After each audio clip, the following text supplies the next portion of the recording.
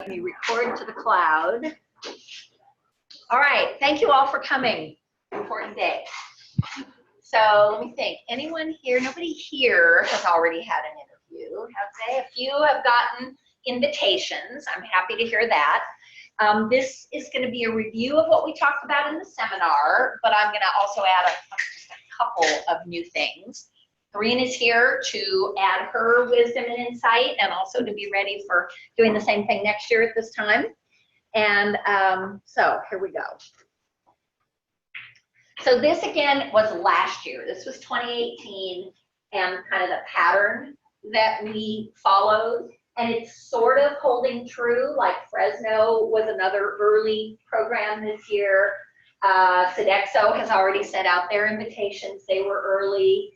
Some of the others, either we didn't have applicants last year or not. But you can see that they do go well into March. And in fact, Cal Poly had theirs literally one day before the program director had to finalize their rankings. So some programs, again, they score the entire application, and then the last piece is the interview, and all they have to do is add in that score as they interview, and then it finalizes their rankings. They submit, and they click, they're good to go. So here's the new information. Applications are down again. This is hot off the press. I just got this in email. It was either yesterday or the day before. So they do this in a couple of different figures. They do total number of applicants, so that's people like you, individuals, have dropped consistently. Remember I told you last year that applications were down, this year they're down again. So last year there were a total of, or 2 years ago, 4,718. That dropped significantly to 4,300. This year it's dropped again to 3,900. So fewer applicants. The total number of applications that each applicant submits is staying about the same. The average nationwide is around 3. They don't listen to my advice. Most of you apply to 6, and that works well for us. But so now you have a sense of sort of what you're competing against. The total, this means the total number, this is basically this number times this number. And so that's what they consider to be the total number of applications, because each application usually goes to 1, 2, 3, or 4. What this also tells me, though, I was really surprised at this. I consider this to be a low number. Even before I started collecting data and advising students to apply to 6 programs, our students were applying to a lot more than that. Some were, though, applying to 10 and 12, and I didn't know if there was evidence to apply to that many. That's why I started collecting information, and I go based on how students are actually ranked or are matched based on where they rank a program, and I don't have evidence that says it's worth applying to more than 6 programs, and that's why I've settled on 6. But as I've told all of you, if you can't find 6 programs that you love and would be honored to participate in, then only apply to 4 or only 2 or only 1. So you only want to apply to programs that you would be thrilled to go to.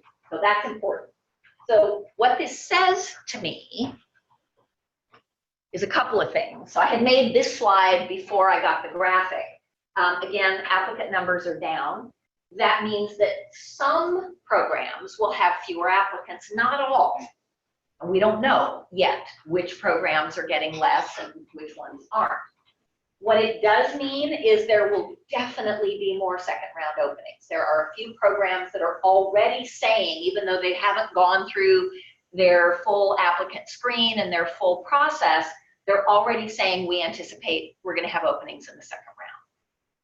So what that means for you is that if you don't get an interview to programs that you apply to, or you're simply concerned about what's going to happen to me next year if I don't match, if you're ready to go, then my advice is look back at that file I gave you of the programs that have second round openings last year. There's no guarantee that those same programs will have openings this year, but it's a good place to start. and at least have that option. We won't know when the second round openings are until the Thursday after match day, so there's a little bit of time in between. But it's a good idea to do some pre-looking at programs. If you're saying, well, for the first round, I put the programs I absolutely love, but the more I think about it, the more I realize, you know what, I just need to get educated, get my credential, and get to work. I can do something else to get me to a particular part of the country, or whatever that goal is. Yeah, great. Do they send out a list of the second round matches, or do you like search for that? They share it on the D&D digital website. They will, on the Thursday morning after the match, I think it's at 9 a.m., they say second round match openings will be published. You log in, and there's a big long list. And I always download it immediately. I have an alarm in my phone, because what happens on second round match day is every program has a different philosophy, and some programs will literally take the first qualified applicant that applies. Other programs will set a date, and they'll say, we'll look at all applications that come in the next 2 weeks, and then we'll make a decision. And so the list is very dynamic. It may be really long at 9 a.m., and it may have 10 less programs on it by the end of the day. Yeah. The Thursday after match day. So match day is like April 7th. So it's whatever that Thursday is after that. Yeah, name it. How is the application process? Do you have to write? No, most programs will take your DICAS application. All they'll ask is that you write a new personal statement that is geared towards their program, and you can upload that. Occasionally they'll ask for other things, but most of the time they'll just say go back in. They'll have on their website what the instructions are, and they'll ask, we'll talk about all this again if it is necessary, but they'll instruct you how to apply and what program number to put in, and then how to redirect your DICAS application to them. Okay, so that's enough about that. Now I want to talk about interviews. So this is the same information that we went over back in the fall. It is important to know who you are and what you believe in, what you think your skills are, also what you're interested in, not just what you're interested in nutritionally, but what you're interested in outside. Are you hikers, runners, cooks? Do you like to write and blog? What are the things that you love to do?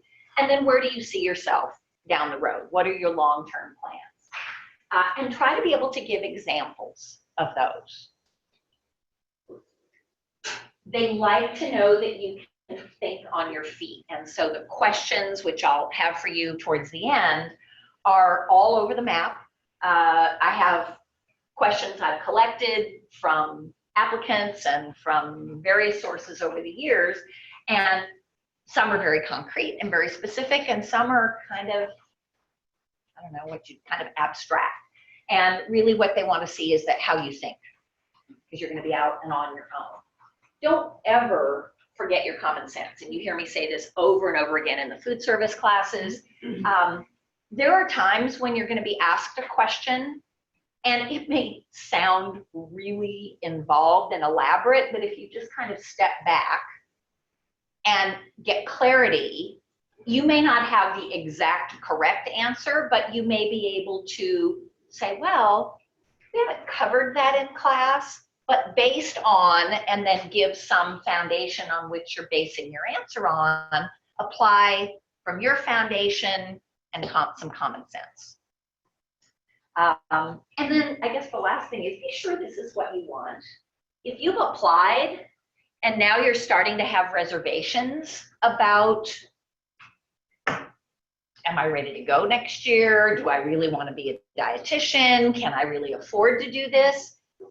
This is the time to withdraw. Don't go all the way through the match, accept a match or get a match and then turn it down. So again, this is the time to think about those kinds of things. And I say that because that happens to students. Not every year, but periodically students will change their mind. Sorry about that, at the last minute. These are the most common kind of interviews. I would say telephone is the most common. In-person and demonstration interviews, I always keep Colleen's picture up here because she did her internship at Patton State Hospital. And so if any of you have applied at Patton, They have you come in person, and it's an all-day process. You take if it's the same as in your years past, you take a short exam, written exam. You have, you do a demonstration, a 5-minute kind of educational demonstration on the topic of your choice. And then you have an interview with a panel. So it's quite lengthy. Students are always nervous about it, but they don't call it grueling. They always say, yeah, everyone was really friendly. They were really helpful. And you're there with other applicants, which is a little weird, but it's kind of this group effect. And so that's the only one that I know of that uses that kind of a model for interviewing. A lot of programs use platforms like, not as much Skype anymore, but GoToMeeting, where they'll send you a link and they'll say log in to our GoToMeeting at this particular time. If you have a GoToMeeting, as soon as they send you the link, go ahead and log in now to make sure that you can log in and access the platform. And then a few of you that applied to Tulane, and there was one other program that asked you for a video, have already done your videos. And so in a sense, you've already had your interview. Morrison. I think, are they doing that for their regular match, or was that only for the pre-select? Pre-select. Pre-select only. Got it. Again, this was Tulane, and these were the questions they asked. That's irrelevant now because it's already happened for those folks, but that's the advice I give to the people when they're doing their video. Always, right before your interview, reread your personal statement so that you have fresh in your mind the things that you said about yourself. Be ready for questions about resume, and not only resume, but your personal statement as well. Look at the program's website specifically for what they say their beliefs and their mission is. That I specifically put Bastyr up there because a student last year that was interviewing at Bastyr got asked that specific question. And I honestly don't remember if she had looked at the website or not, or if she just kind of winged it. But, you know, she said they specifically said, are you familiar with our mission? And can you tell us something about how you will contribute to that? She was a little surprised by that, but that's not surprising for that to happen. It's just specifically it was mentioned last year. These are some other things to think about before you go into the interview. Think of some concrete examples where you've been happy with or recognized for your problem-solving skills, your ability to work with people that have goals that are different than yours. Difficult people. The difficult person question is a really common one. There's nothing that says everyone will have that question, but it is common, and it's because you might encounter another difficult intern. You might have difficulties with the program director. You might have difficulties with a preceptor, or honestly, anyone anywhere along the line, and they want to know, well, how do you work in those environments when you bump heads with someone? So be thinking about that. And again, they always very commonly will ask a diversity-related question, and they'll want to know about experiences you've had with diverse populations. Could be in your job, could be here at school, or could be in other places where you've worked or volunteered or lived or even traveled if you've studied abroad. Yeah, Karina. I just want to say that when you are asked a diversity question, make sure to remember that diversity is diverse. So it doesn't just mean ethnicity. It can also mean like socioeconomic status or gender or age or education level or religion or something like that. So remember that diversity is diverse, and it's not just ethnicity, which I think people are commonly sucked into thinking it. Yes, that is exactly right. Yeah, I don't have anything else to add to that. That's really important. Something like starting at a homeless shelter. Absolutely, especially if you've done it consistently. Going there once for 416 may not be all that meaningful, kind of a one-time deal, but something where you've had some consistent view into a diverse world is a good idea. Yeah. You bring up high school experience? Yeah. If you learned something from it, if it was significant enough that you came away with an appreciation, an understanding, a deeper level of knowledge. I think high school is fine for that. Naomi? Should we have another scenario other than what we talked about in our first statement regarding problem solving? Yes, because they've already read your personal statement. So try to have something new or different. Bring up interview. Like, I know I already touched on A in my personal statement, but another scenario is. It can. It kind of depends on how long your interview is. Okay. And we'll touch on that a little bit too. And again, I put the emphasis on being ready for all those things. Okay.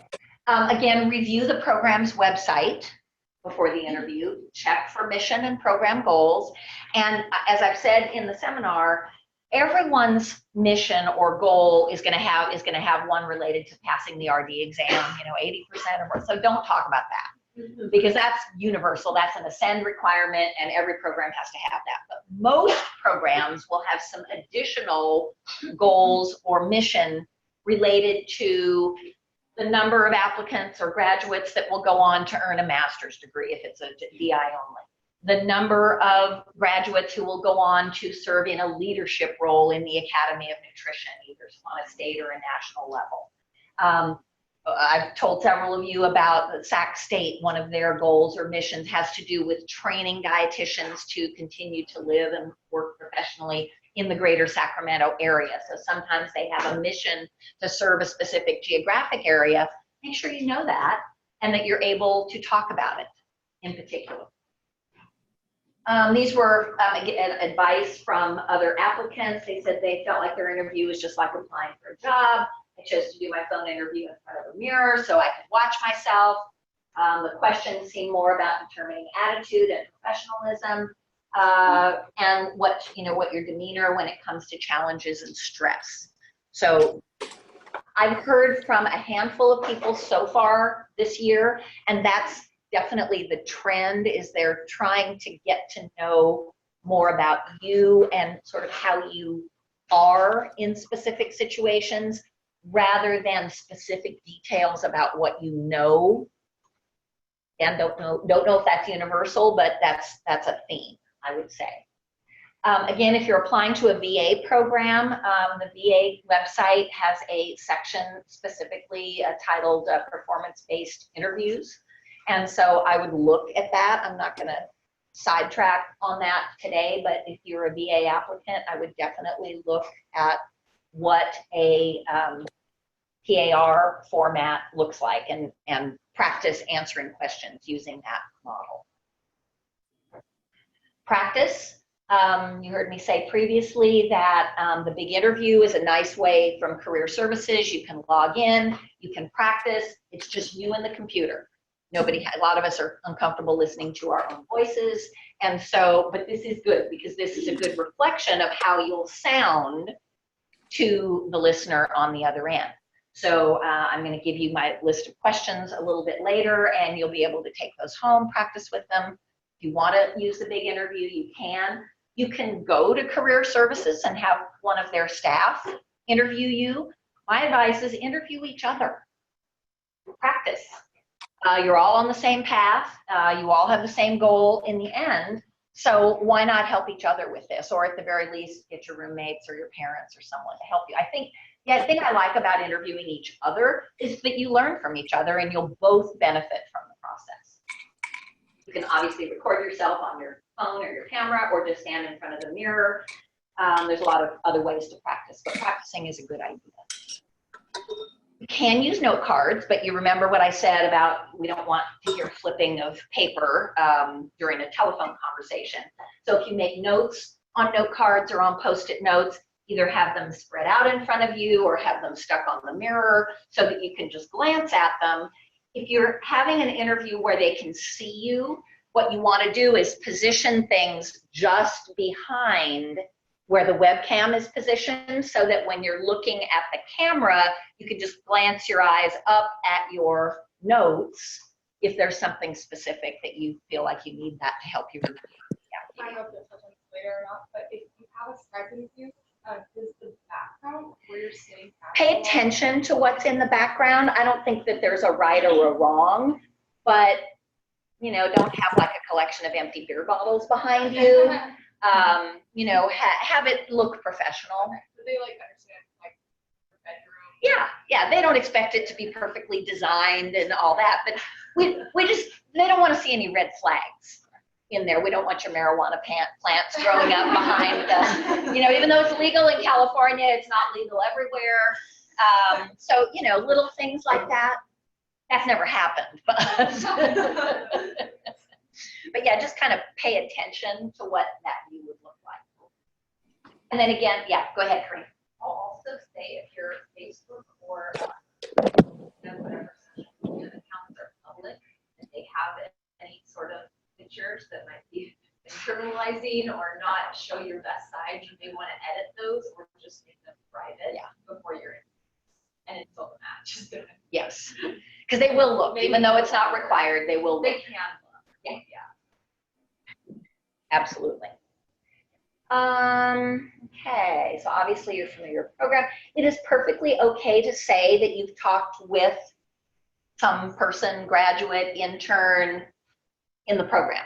Perfectly okay to say that. You don't harp on that, but it lets them know, and then you hopefully will have something meaningful to say about that exchange that you had with that individual and about what they taught you about the program, what it was that convinced you or affirmed in you that this was a good fit for you. And then try to have a few questions ready for at the end, and we can talk about that if time allows. Just in your head, visualize sort of what's going on the other side of the phone. It's probably, they'll tell you, normally when they schedule the interview, they'll tell you who will be involved. Orly, did you know who was going to be interviewing you when you had yours? What did they say? It was only One person.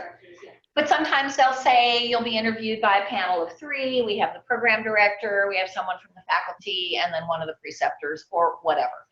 So usually you know how many people will be involved. Yeah. And maybe write down their names. Yes. And thank them after, because I know I've done interviews before where I was like, I have to remember their name and then I forgot. Yeah. So obviously if they put it in an email, that would be great because you Yeah. would have it. But if not, then hopefully as they introduce themselves, jot it down. After interviews, I look for practice. I would. Yeah, I recommend it. Naomi? So by first name basis? I don't recommend it unless they specifically say, oh, call me Mary. I would always go with the more formal, you know, Mr., Ms., Doctor, Professor, you know, whatever you know about them. With the program directors, you can look that up ahead of time to see what their title is and call them by that title. If they say, oh, no, call me, you know, Susie, then call them Susie. But if they don't, then go with the more formal. Yeah. Do you default to Miss? Like, Sorry. Miss, do you default to Miss, not Mrs. Whatever? I don't know. What do people say? Ms.? Do people still use Ms.? Yeah. I usually default to this, but I have no idea. Yeah, I do as well. Not research. Yeah. I don't know. Like if they don't have a PhD, it's like doctor. Also, if they're director. You can call them, you know, Director Smith. Oh, really? Okay. Why not? Again, it's formal. They can always, you know, say, oh, just call me blank. I suspect many program directors these days will want you to call them by their first name, but when I was an intern, I still remember my preceptors, Miss Peterson and Miss Henderson, a lot of Miss people in those days. And I remember them all, and I still call them that if I encounter them. So anyway, keep it formal. Let them make it more casual. Another question, or are you just stretching? Think about what might stress you out. So that's why I said, you know, if they say, oh, it's only a 15-minute interview, don't just schedule 15 minutes. If you need time off from work, if you need to be late to a class, give yourself enough time before and after. There was one student that had an interview over the weekend. The time that they gave her, whatever time it was, they called 30 minutes before the time, because interviews vary in length. Some, they may allow 30 minutes, but some may go quicker, some may take longer. And so many times they'll tell you to, keep a window before and after. Even if they don't tell you, make sure you've got 30 minutes before and 30 minutes after so that you're not feeling stressed about getting to class or getting to your job or something. And then whatever other stressors might be on your mind. Make sure your phone is operational, make sure you're in an area with a good signal, all of those kinds of things.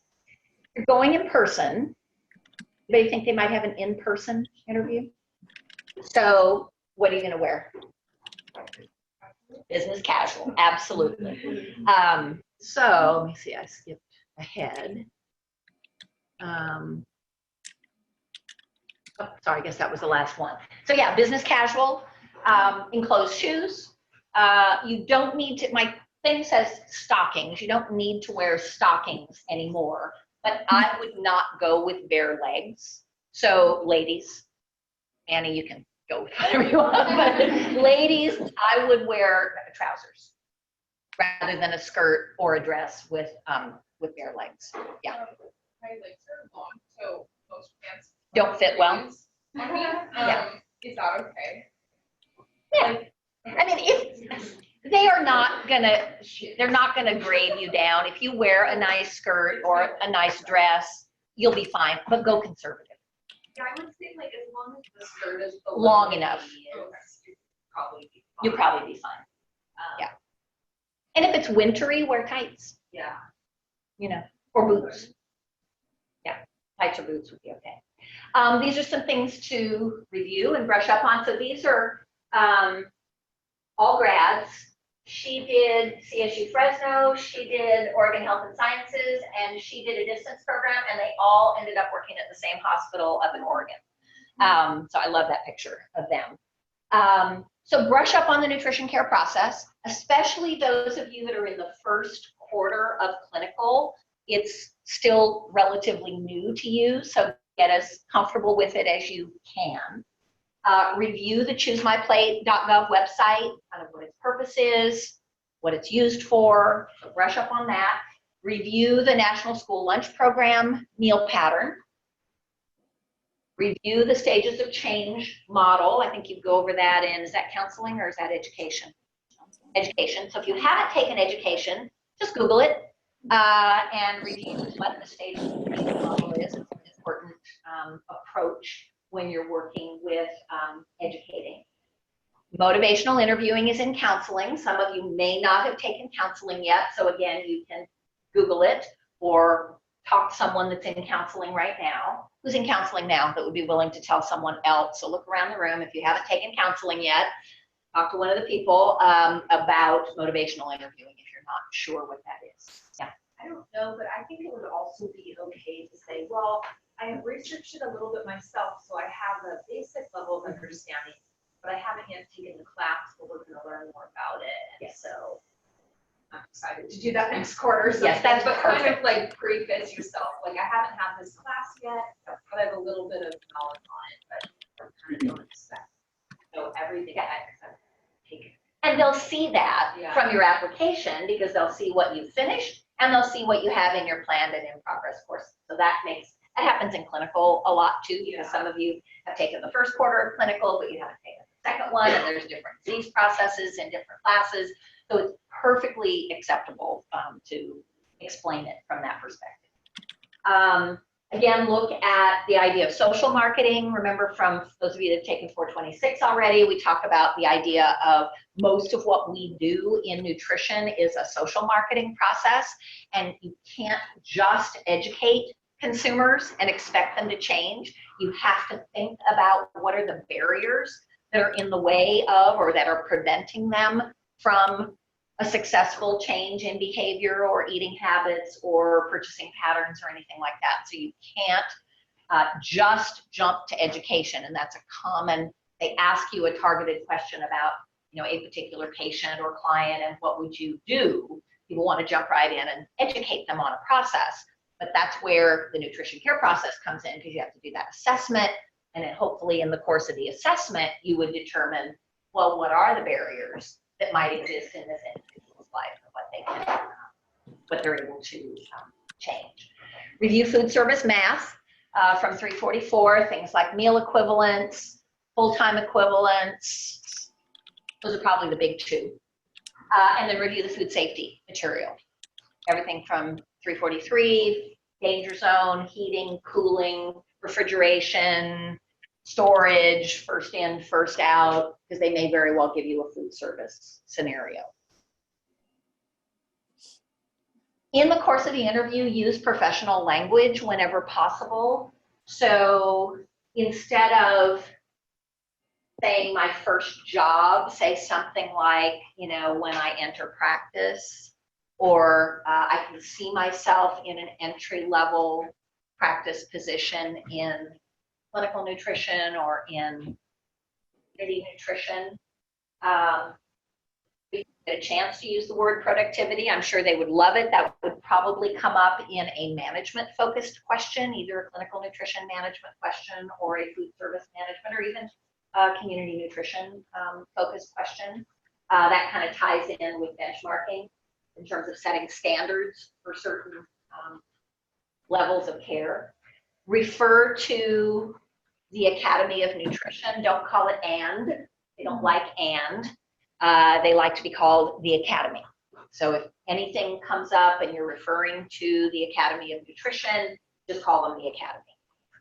I don't think Ascend will come up, but if it does, Ascend is our accreditor. It stands for Accreditation Council for or in Education in Nutrition and Dietetics. Accreditation Council for Education in Nutrition and Dietetics. So they're the ones that set the standards that govern this program, as well as dietetic internships, future education model programs. Anything that leads to a verification statement is under the sort of the accreditation umbrella of Ascend, and it is a branch of the Academy, but it's a separate agency. And then the term community needs assessment is another good vocabulary term that if you get a chance to work that in to the answer of any question, it's a really good idea.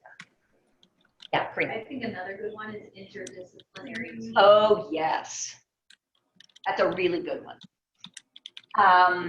And we talked a lot about theory to practice in the fall, but again, and most of you, I think, as from the personal statements that I read, most of you had at least one good theory to practice example. But again, it's an example of a time where you were either a volunteer or a worker, or even in a class setting, where frequently, like in my 344 class or in 426, students will bring an example from their work into the class and share scenarios.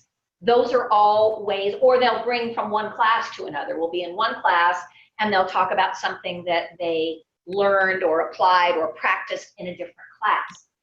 Programs love that, because that's really what happens at the internship level, is they take everything that you've learned as an undergrad and then they want you to sort of weave it all together and use it in the course of the internship.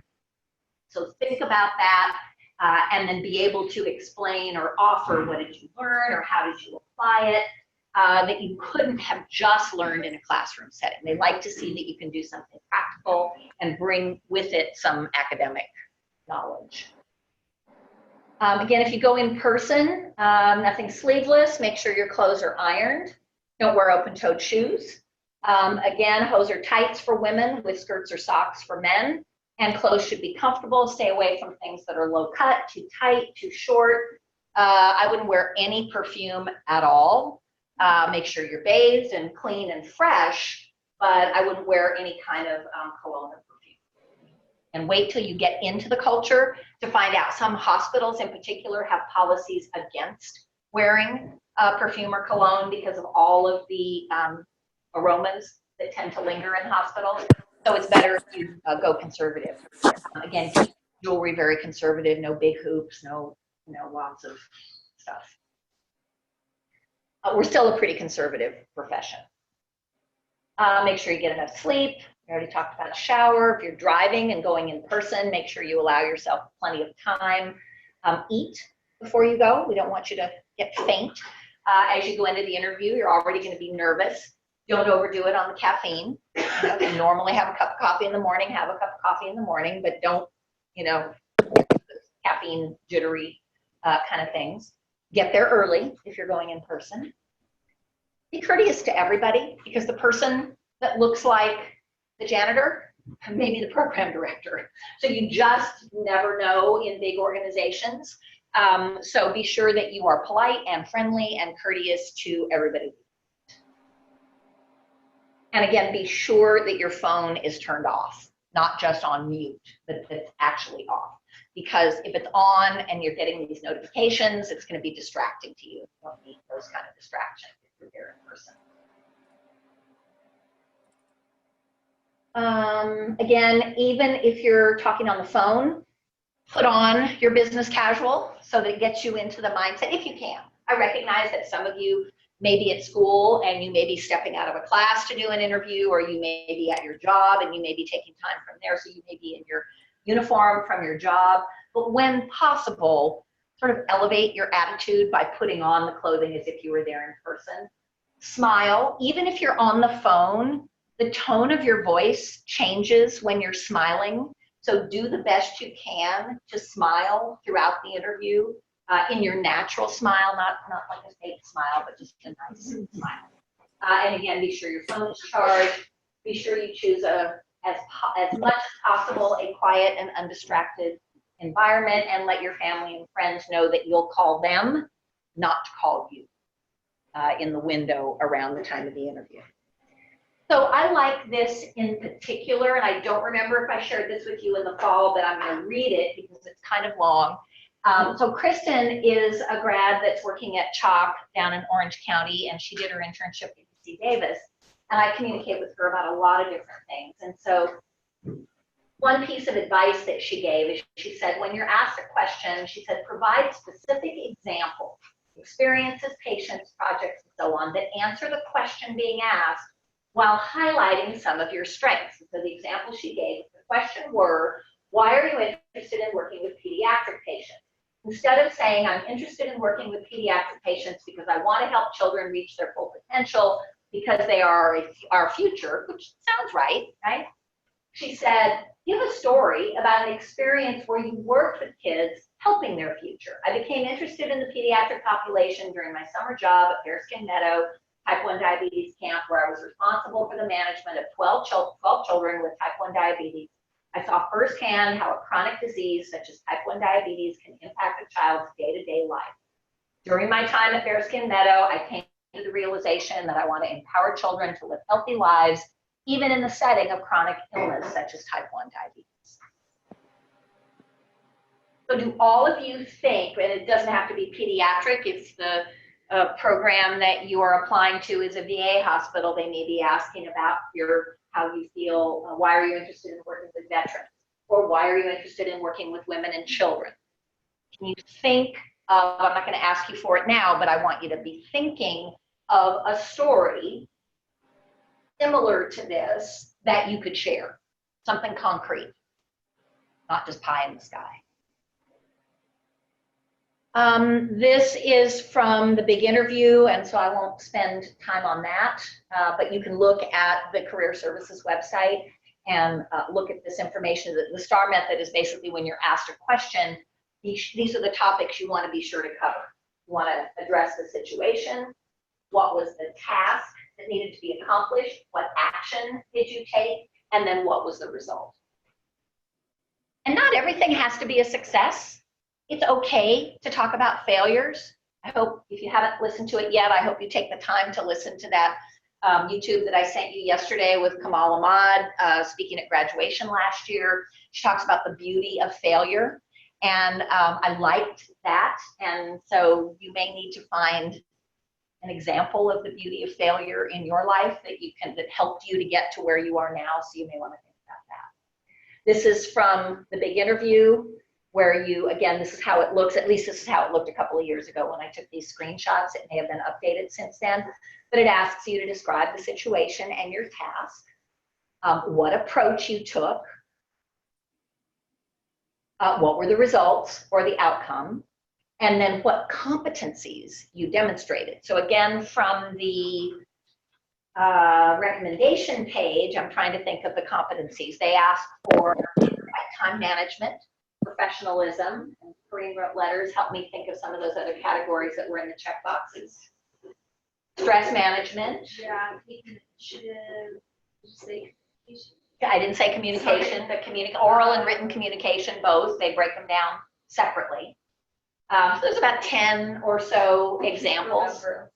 That's all right. That's close enough. But those are the kind of competencies that you want to be sure to. If you think one of those is a strength, again, don't just say, "Oh, I'm a great communicator." Give an example of a time when you were complimented on your communication skills or something like that.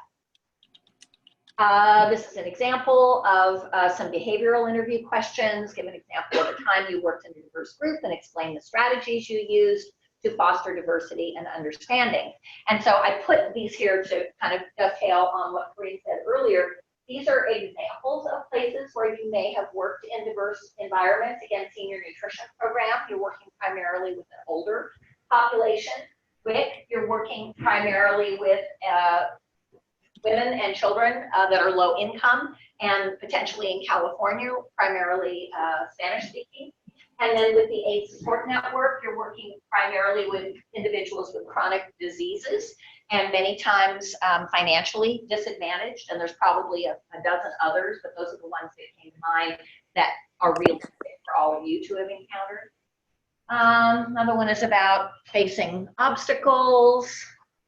Talk about a stressful situation. Tell me about a time you've been a team player, a project or role you've taken on that's outside of your job description, something perhaps you did at your job or as a volunteer. Time when you took the ball and ran with it. Things you're not comfortable with. Give an example of how you failed and a time when you've had to challenge authority. So now, go ahead, Karina, and pass out the questions. So the questions that I'm sending out or that I'm sharing with you all are compiled from your predecessors over the last many years. And again, don't stress over the number and the variety of questions that are there. They're just to give you an example, and it's an opportunity for you to at least open up your mind to the possibility that you may be asked some of those things. Let me have one.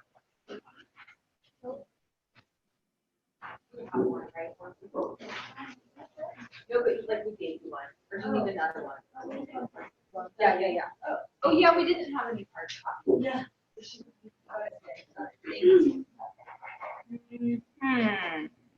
I think so in the beginning, you'll see that I organized them by category, but then you'll see starting on about the third page, I started simply copying and pasting them from the emails that I got from students about what they were asked. So starting with where it says specific questions reported recently but not categorized, those are actual interviews.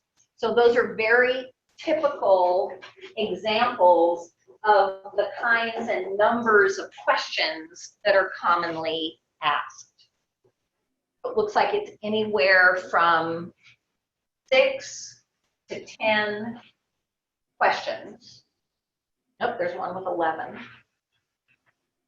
So again, practice with friends would be my advice.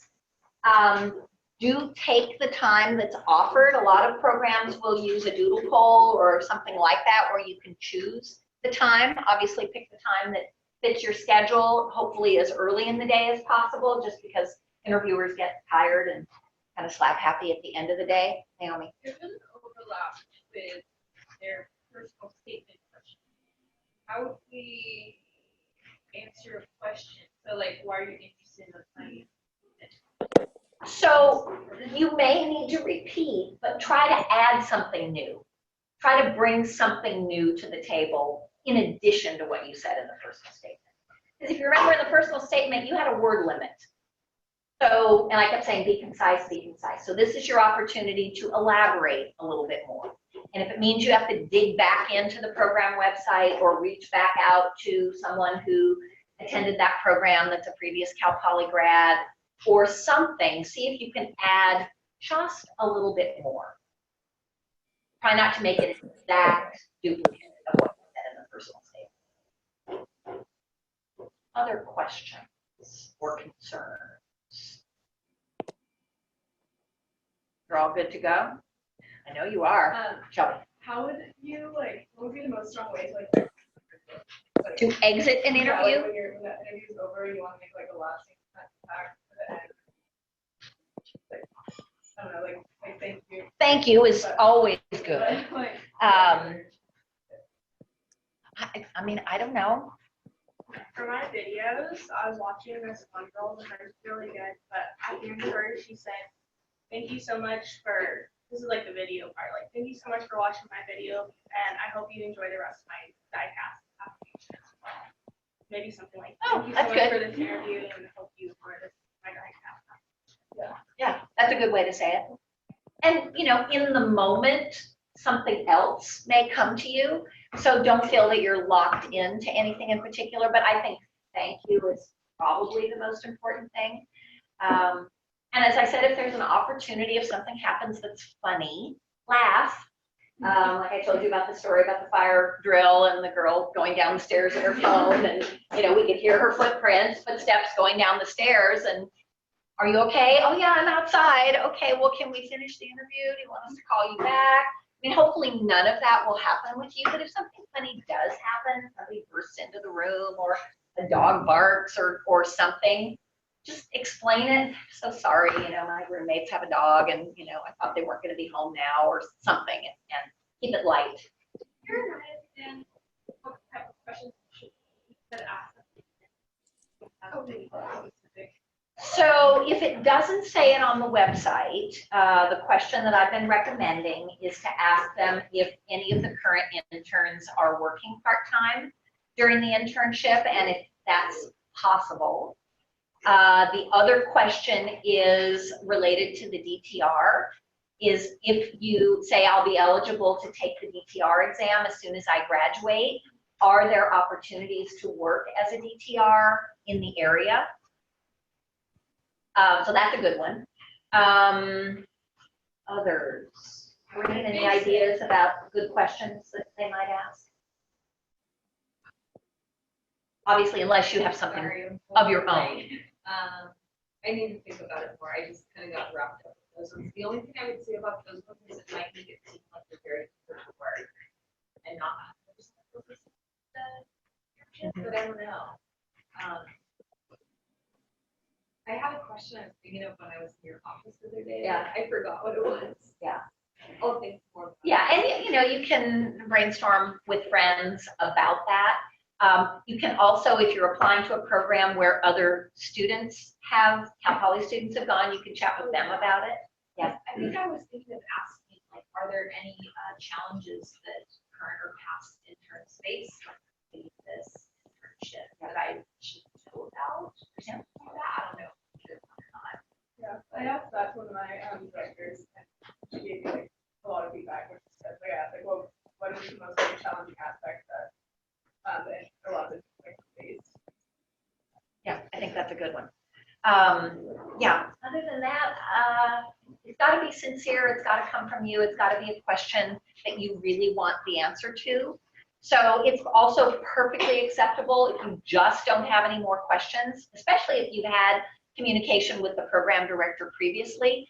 You can say, you know, you've been so helpful with your responses to my email and our earlier conversations that I really feel that you've answered all of my questions. Thank you so much. And that kind of reinforces the fact we've got this long relationship now where I've been asking and you've been answering important questions. Yeah, Katie. If you really don't have any questions, can you say, I feel like I really explored the website thoroughly and just don't have the answers? If you have no questions, that's what you need to say. Okay. Yeah, I really feel, But then and I do was it. slowly on you Do about it in a way that's complimentary of the website. Say, you know, your website is so thorough and you provide so much detail, again, in a positive way, not like it's overwhelming you, but you give me, I feel like you've answered all of my questions. What you could say is, but obviously I'm a little nervous right now. If I think of a question as soon as I hang up, can I email you?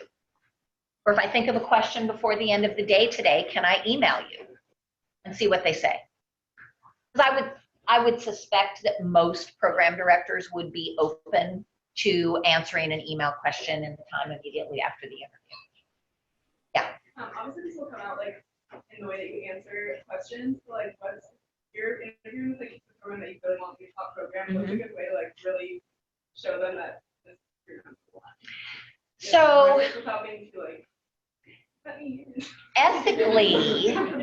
ethically, they are not supposed to ask where you've ranked them, and it's not appropriate for you to say. It may come out if you say you're my top choice or you're the only program I've applied to, and then it just comes out, and they're not going to think badly of you. It has to be in the way you answer that initial question when they ask you, so tell us about why you've chosen this program and why we're such a good fit for you. You have to have an answer to that question that is specific enough and unique enough that they know she really understands our program, and she's given us enough to know about her that we really understand her, and we can see that she's a good fit for our program. So it's really, it needs to be in the context of your personal statement, and then also any other answers you've given to questions that give them those concrete examples about why this program is a good program for me. If it comes out that you say, oh, you're my top choice, well, that's fine, but the challenge is that probably a lot of students say that, and it may not be their top choice. The last thing I would add, and is that there are a couple of programs that have been very active on the listserv recently, putting a lot of emphasis on professionalism and leadership, and the importance of being a leader in our profession in the future. So I would say those are, if they don't ask you a specific question related to professionalism or leadership, but those are qualities that you think you have a good example of. When you get that last question about, is there anything else you'd like us to know about you, pick one or the other, either professionalism or leadership, and give them an example of that. in terms of professionalism, like what's the example? I mean, Help her out, class. What's an example of professionalism? You tell me. What do you think a program director expects from an intern in terms of professionalism? Shelby. Being on time, not just completing things on time, but showing up on time, and I would say like speaking to a program manner, like being courteous, absolutely. Accepting constructive feedback, like well, or even seeking out like what, for the superior. Absolutely. Seeking feedback, receiving it graciously, and then doing something about it. Yep, Dana? Doing what you're doing with the task and accomplishing full attention and not distracted by. Exactly. You don't pull your phone out every 5 minutes to check something. Naomi? separating professional and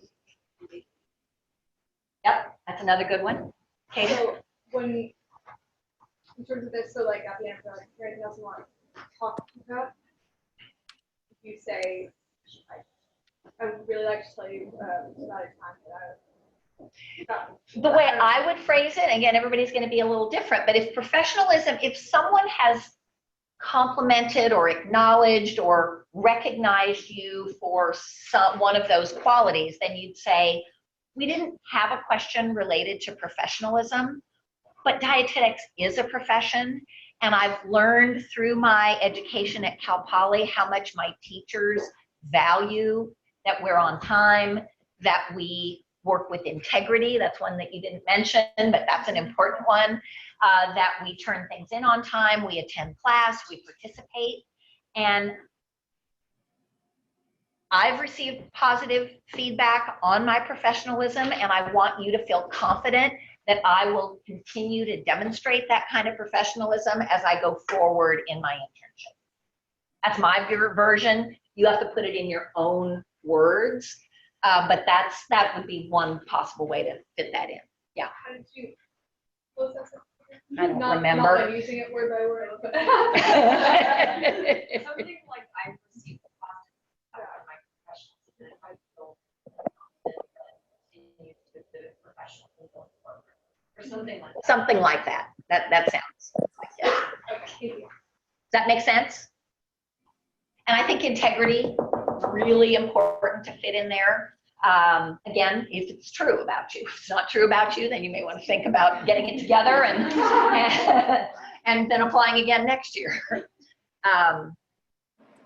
Also, I didn't really park on this, but again, if there's anything on your application, if you had an academic integrity complaint, if you had a misdemeanor as a, of something, driving under the influence, or, possession of something, or drunken disorderly, or something like that, if it's there, this is the time to address it. Even if you addressed it in your personal statement, it probably bears bringing up again and just reassuring them about how you've matured and what you've learned in the years since, and how that's you want to assure them that that's no longer an issue. All right, thanks everybody. Thank you. Much success. Keep those emails coming in.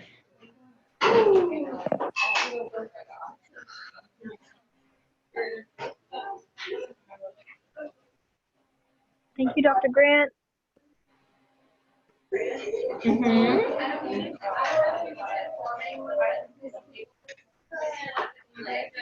Formula lab, this is ready. Oh, it certainly is. Okay, I'll let somebody know.